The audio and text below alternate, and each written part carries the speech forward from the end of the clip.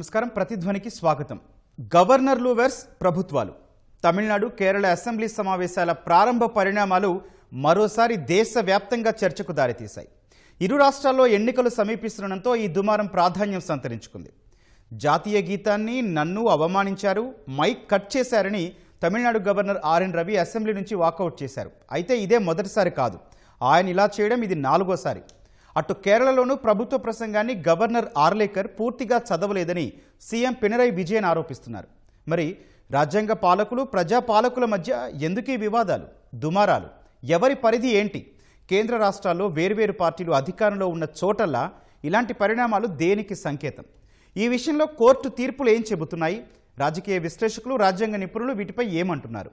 ఇదే అంశంపై నేటి ప్రతిధ్వని. ఈరోజు చర్చలో పాల్గొన్న వారు డాక్టర్ ఎస్ అనంత్ గారు, రాజకీయ సామాజిక విశ్లేషకులు, డాక్టర్ జి ప్రభాకర్ రెడ్డి గారు, రాజనీతి శాస్త్ర నిపుణులు, అలాగే ముప్పాళ్ల సుబ్బారావు గారు, సీనియర్ న్యాయవాది. నమస్తే అండి ముగ్గురికి. అనంత్ గారు, జాతీయ గీతాన్ని నన్ను అవమానించారని సభ నుంచి వాకౌట్ చేశారు తమిళనాడు గవర్నర్ ఆర్ఎన్ రవి. ఇప్పుడే కాదు, గతంలో కూడా ఇట్లానే వ్యవహరించారు. అక్కడ పదే పదే ఎందుకు ఈ వివాదం అండి? ఒకటండి, జాతీయ గీతాన్ని అవమానించారంటే ఏమని అవమానించారని కూడా చెప్తే బాగుంటుంది. ఎందుకంటే జనరల్ గా ఏంటంటే ఎవరికాళ్ళు, అంటే నేను గమనించింది ఇప్పటి నుంచి కాదండి, ఒక 35 ఏళ్ల నుంచి చూసేది ఏంటంటే వాళ్ళకు వాళ్ళు చెప్పుకోవడానికి ఇది లేదు కాబట్టి దేశభక్తి గురించి తీసుకొస్తా ఉంటారు. అంటే వాళ్ళ తప్పులు కూడా అప్పుడు కప్పెడతాయి కదా, అప్పుడు ఏం మాట్లాడటానికి ఉండదు ఎవరు అని చెప్పేసేసి. బట్ ఆన్ ద హోల్ చూసుకున్నట్టయితే ఈయన తమిళనాడు గవర్నర్ గారనే కాదండి, చాలా చోట్ల ఇదే జరుగుతూ ఉంటుంది. అసలు గవర్నర్ అనే ఆయన ఒక రాజ్యాంగబద్ధమైన పదవిలో ఉన్నారు కాబట్టి వాళ్ళు హుందాగా ప్రవర్తించాల్సిన అవసరం ఉందండి. వాళ్ళదే అది డ్యూటీ. మామూలుగా మనం ఉన్నట్టు ఉండటానికైతే లేదండి వాళ్ళకి. ఎందుకంటే సర్టెన్ పవర్స్ ఉన్నాయి. పవర్స్ కన్నా ఎక్కువ వాళ్ళకి పవర్స్ అయితే ఎక్కువ లేవు కదండి. బట్ ఏంటంటే వాళ్ళకి first citizen of the state కింద వాళ్ళకి ఒక హోదా అనేది ఉంది. ఎందుకనే కదా మనం దారిలో వెళ్తున్న కార్లు కూడా ఎన్ని ఆపేసేది, మనకి ఎంత ఇబ్బంది ఉన్న అంబులెన్స్ దగ్గర నుంచి ఆపేస్తారు. సో ఆ హుందాతనం అనేది వాళ్ళు మెయింటైన్ చేయటం చాలా అవసరం అండి. లేకపోతే ఏంటంటే ఆఫీస్కి, ఆ రాజ్యాంగబద్ధమైన పదవికి వాళ్ళు అన్యాయం చేస్తున్నట్టే నా అభిప్రాయం, నా వ్యక్తిగత అభిప్రాయం. మొట్టమొదటిసారిగా అంటే కొంతకాలం నుంచి చూసుకున్నట్టయితే గత కొన్ని సంవత్సరాలు మొట్టమొదటిలో నేనైతే గవర్నర్ పదవి అనేది ఉండాలి. ఎందుకనంటే మనం రాజ్యాంగ పరంగా చూసుకున్నట్టయితే, కాన్స్టిట్యూంట్ అసెంబ్లీ డిబేట్స్ చూసుకున్నట్టయితే ఇది దుమారం అనేది ఇవాళ కొత్తగా వచ్చేది కాదండి. అంతకు ముందు చూసుకుంటే మనకి 1935, 1937లో కాంగ్రెస్ ప్రభుత్వాలు ఏర్పడినప్పుడు బ్రిటిష్ వాళ్ళు పరిపాలించేటప్పుడు ఏంటంటే ఎటువంటి కార్యక్రమం, భారతదేశ ప్రజలకు ఉపయోగపడే కార్యక్రమం ఏది కూడా వాళ్ళు జరగనివ్వకుండా వీటో పవర్ లాంటిది పెట్టుకుని 1935 యాక్ట్ లో అసలు ఫంక్షన్ అవడానికి ఫంక్షన్ చేయనివ్వలేదండి గవర్నమెంట్ మినిస్ట్రీస్, కాంగ్రెస్ మినిస్ట్రీస్. అందుకని వాళ్ళు అది రిజైన్ చేయడానికి అదొక కారణం. 39 కాకపోతే యుద్ధం అనే పేరు చెప్పారు కానీ. సో అప్పటి నుంచి కూడా మధ్యలో కొంతకాలం లేకపోయినా తరచూ మనకి ప్రాబ్లమ్స్ వస్తున్నాయి. సెంట్రల్ గవర్నమెంట్, అపోజిషన్ పార్టీస్ పరిపాలించే స్టేట్స్ లో మిస్యూజ్ జరుగుతుందని మనకి ఆర్టికల్ 356 మిస్యూజ్ అనేది ఇప్పటి నుంచి కాదు, ఇప్పటి నుంచో జరుగుతూ ఉంది. సుప్రీంకోర్టు జడ్జిమెంట్స్ ఉన్నాయి. Bommai S R Bommai versus state of Karnataka ఉంది. అది ఆ జడ్జిమెంట్ లో వెరీ క్లియర్ గా చెప్పారు. తర్వాత సుమారుగా అసలు గవర్నర్ లేకపోతే డిస్క్రిషనరీ పవర్స్ వీటన్నిటి మీద కూడా ఎన్నో జడ్జిమెంట్స్ ఉన్నాయి.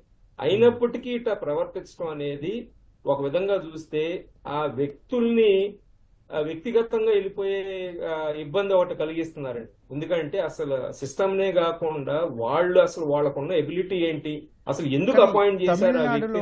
అనంత్ గారు, తమిళనాడులోనే ఎందుకండి 4 సార్లు అంటే బహుశా ఎక్కడో ఏం లేదండి. ఆయన వెరీ సింపుల్ అండి. అది పొలిటికల్ గా వచ్చారు ఆయన అవటానికి. మరి ఫార్మర్ ఐఏఎస్ అఫీషియల్, మరి ఐఏఎస్ అఫీషియల్ అంటే వాళ్ళకి ఓతు, ట్రైనింగ్, వ్యవస్థ అనేది ఎట్లా ఉంటుంది ఏంటనేది ఉంటుంది. అవన్నీ మర్చిపోతే ఏం చెప్తారు, అది రాజకీయ పరంగా చూసుకుంటున్నారు వాళ్ళు ఏంటనంటే పొలిటికల్ ఏజెంట్ లాగా ప్రవర్తించడం అనేది తప్పు, చేయకూడదు ఫస్ట్. అయినప్పటికీ చేస్తా అంటే వాళ్ళకి వాళ్ళు కంట్రోల్ చేయాల్సిన బాధ్యత సెంట్రల్ గవర్నమెంట్ ఉంటుంది. ఎందుకంటే ఇప్పుడు కొన్ని నామినల్ ఫంక్షన్స్ ఉంటాయి గవర్నర్ కి, ఆ ఫంక్షన్స్ పూర్తి చేయాలి. ఇప్పుడు ఫర్ ఎగ్జాంపుల్ అసెంబ్లీ సెషన్ మొదలయ్యేటప్పుడు వాళ్ళు వెళ్ళి మాట్లాడాల్సిన అవసరం ఉంది. ఎందుకంటే మనం చూసుకున్నట్టయితే ఆర్టికల్ 176 లో కూడా గవర్నర్ షాల్ అడ్రస్ అని అంటారు. అంటే అది వెళ్ళి ఆయనకి ఆ బాధ్యత. ఒక లైన్ చదువుతారా 10 లైన్లు చదువుతారా అనేది వేరే విషయం. బట్ నా లెక్క అయితే మాత్రం గవర్నర్ కి స్పెషల్లీ, ఎందుకంటే హీ రిప్రజెంట్స్ ద గవర్నమెంట్ కాబట్టి, government is carried out in his name కాబట్టి వాళ్ళు కంపల్సరీగా క్యాబినెట్ ఏదైతే ఆమోదించి గవర్నమెంట్ ఏదైతే ఆ స్పీచ్ చదవమంటారో అది చదవాలి, ఇష్టమన్నా లేకపోయినా. ఆయన వేరే ఫోరమ్స్ లో ఆయన నాకు ఇది నచ్చలేదు గవర్నమెంట్ చేసేది అని విమర్శించే అవకాశం ఏమన్నా ఉండొచ్చేమో, కానీ అది కూడా అఫీషియల్ ఫంక్షన్స్ లో ఉండదు. ఎందుకంటే అఫీషియల్ ఫంక్షన్స్ అన్ని ఆయన పేరు మీద నడుస్తూ ఉంటాయి కాబట్టి ఉంటుంది. ఓకే అండి. ప్రభాకర్ గారు, కేరళలో ప్రభుత్వ ప్రసంగాన్ని గవర్నర్ పూర్తిగా చదవలేదంటూ సీఎం పినరయి విజయన్ ఆరోపిస్తున్నారు. సీఎం స్టాలిన్ సైతం గవర్నర్ ప్రసంగం అవసరమా అంటున్నారు. అసలు ప్రసంగంపై రాజ్యాంగం ఏం చెబుతోందండి? యాక్చువల్లీ భారత రాజ్యాంగం ప్రకారం there shall be a cabinet, chief minister as head, to aid and advise the governor while discharging the constitutional functions. ఇది రాజ్యాంగంలో 163 ఆర్టికల్లో చాలా స్పష్టంగా పేర్కొనబడింది. ఇదే విషయంలో గతంలో మనకు నవం Rebia versus deputy speaker of Arunachal Pradesh కేసులో భారత సుప్రీంకోర్టు ఒక విషయాన్ని స్పష్టంగా చెప్పింది. ఏమని అంటే, అసలు రాష్ట్ర శాసనసభని సమావేశపరచాలన్నా దాన్ని వాయిదా వేయాలన్నా based on the advise made by the state council of ministers, అంటే రాష్ట్ర మంత్రిమండలి యొక్క సలహాను అనుసరించి మాత్రమే శాసనసభని సమావేశపరచాలి. అదేవిధంగా అందులో ప్రసంగం, ఎందుకంటే శాసనసభలో జరిగేటటువంటి ప్రతి అంశం కూడా ప్రభుత్వానికి సంబంధించిన అంశం. అంటే ప్రభుత్వం చేయాల్సినటువంటి కార్యక్రమాలు, ప్రభుత్వానికి సంబంధించినటువంటి అభివృద్ధి పనులు, ప్రభుత్వం చేపట్టాల్సినటువంటి విధానాలపైన చర్చ జరిగేటటువంటి అంశం. కాబట్టి సభలో ఏం చర్చించాలనేది, ఎజెండా అనేది ప్రభుత్వం నిర్ణయించుకుంటుంది. కాబట్టి ఖచ్చితంగా గవర్నర్ అనేటటువంటి వ్యక్తి దాన్ని ఉద్దేశపూర్వకంగా అవాయిడ్ చేయటం వేరు, ఉద్దేశపూర్వకంగా అందులో ఉన్నటువంటి అంశాలను అవాయిడ్ చేయటం వేరు. But at the same time కొన్ని సందర్భాలలో అందులో నిజంగా జాతికి, అంటే జాతీయ ప్రయోజనాలకు విరుద్ధంగా ఉండేటటువంటి అంశాలు ఏమన్నా ఉన్నప్పుడు ఖచ్చితంగా దాన్ని అవాయిడ్ చేయొచ్చు. ఎందుకంటే మనకు 2000 ఇయర్లో జమ్మూ కాశ్మీర్ శాసనసభ ఓ తీర్మానం చేసింది. ఏమని? స్వయం ప్రతిపత్తి, మాది స్వయం ప్రతిపత్తి అంటే భారత రాజ్యాంగంతో కానీ లేక భారత ప్రభుత్వంతో కానీ భారతదేశం యొక్క చట్టాలతో కానీ సంబంధం లేకుండా సర్వ నిర్ణయాలు మొత్తం మేమే తీసుకుంటామనేటటువంటి అంశాన్ని ఆ శాసనసభ అనేటటువంటిది తీర్మానం చేసింది.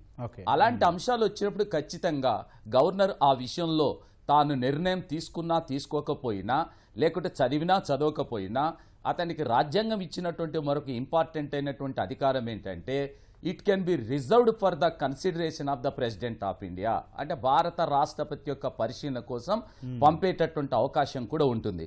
ఇలాంటి సందర్భాలు గతంలో పశ్చిమ బెంగాల్ ప్రభుత్వం చేసినటువంటి జ్యోతిబాసు చీఫ్ మినిస్టర్గా ఉన్నప్పుడు ఆ రాష్ట్ర ప్రభుత్వం చేసినటువంటి ఆ ఉపన్యాసానికి సంబంధించినట్టు, అంటే గవర్నర్ యొక్క స్పీచ్ ఏదైతే ఉంటుందో, it shall be prepared by the state cabinet only, రాష్ట్ర ప్రభుత్వమే దాన్ని రూపొందిస్తుంది. అప్పుడు కూడా ఆయన ఉద్దేశపూర్వకంగా కొన్ని పేరాల్ని వదిలివేయటం జరిగింది.